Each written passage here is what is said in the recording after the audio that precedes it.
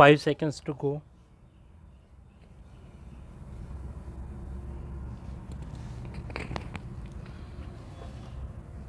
Start.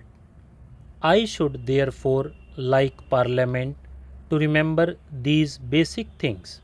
Here is something that is proposed which, in effect, clarifies and elucidates the Constitution and brings it completely in line with what the makers of the Constitution intended.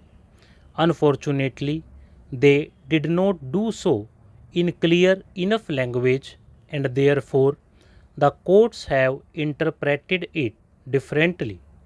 So, first, it is a matter of elucidation. Secondly, it is wrong to say that we are suggesting any arbitrary action, any confiscatory action, or any expropriatory action. In fact, the Constitution has said that there should be compensation by law. But it is true that the quantum of compensation will be determined by the legislature. I cannot say offhand what in a particular case the legislature might do, but by and large, if you have to govern this country democratically, you have to trust the legislature not only in this but in 100 other matters of far greater moment.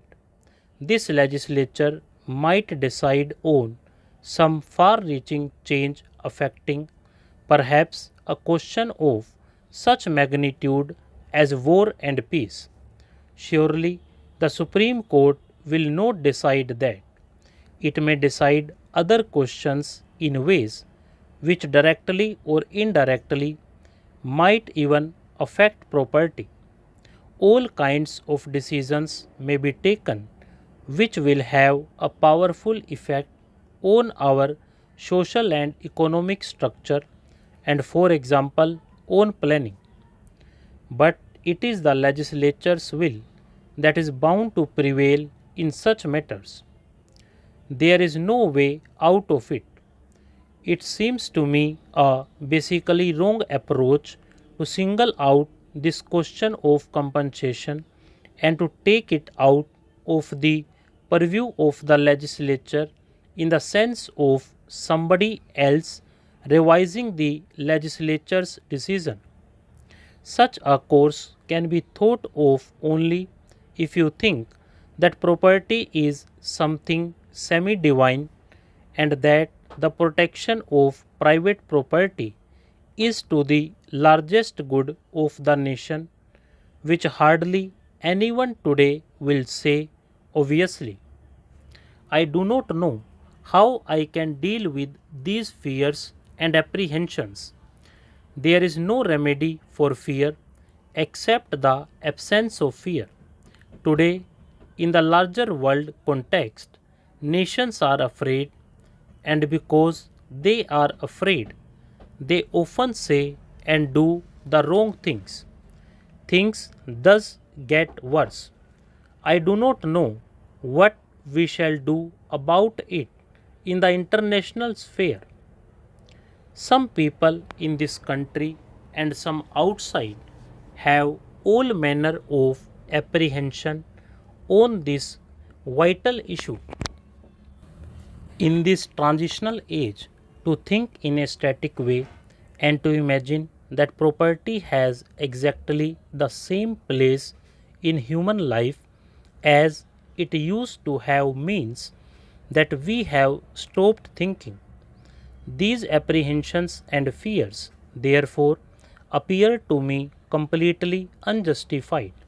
Far greater developments and disasters might suddenly confront the world, and in this context, for somebody to be afraid of some mill or plant or factory being acquired seems to me out of proportion. So far as this government is concerned, my mind is perfectly clear on the subject.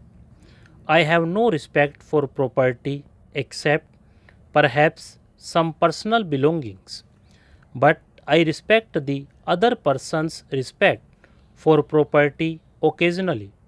The house will forgive me if I speak in a personal sense. I have no property sense.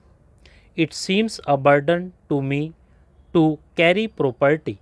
It is a nuisance.